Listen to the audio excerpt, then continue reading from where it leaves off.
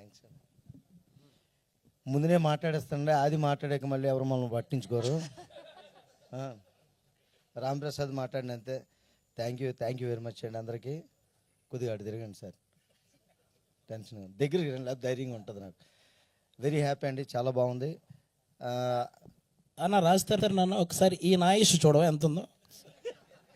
ఏమండి, ఎక్కడైనా బయట ఆటో మీటర్లు చూసాం కానీ ఆయుష్ మీటర్లు ఏంటి సార్ కొత్తగా? భయం వేస్తుంది. మీకు ఆ మీటర్లను కనబడితే ముందే చెప్పండి, జాగ్రత్తలో ఉంటాం మేము. ఇంకో అది అక్కడ ఉన్నాడు, ఇక్కడే ఉన్నాడు అనుకున్నాను.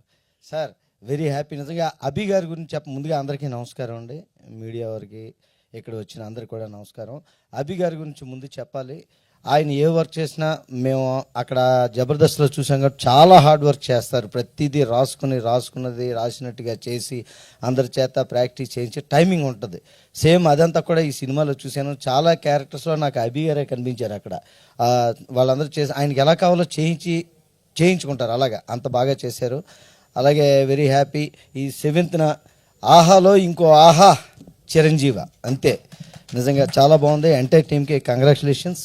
మంచి పేరు రావాలి అందరికీ. మా అభి గారు మళ్ళీ బోల్డ్ అండ్ ప్రాజెక్ట్స్ చేయాలి, మా అందరికీ అవకాశం ఇవ్వాలని కోరుకుంటున్నాను. అందరికీ నమస్కారం తెలియజేసుకుంటూ ఒకసారి కంగ్రాట్స్ అండి. Thank you so much Raghav గారు. Sorry for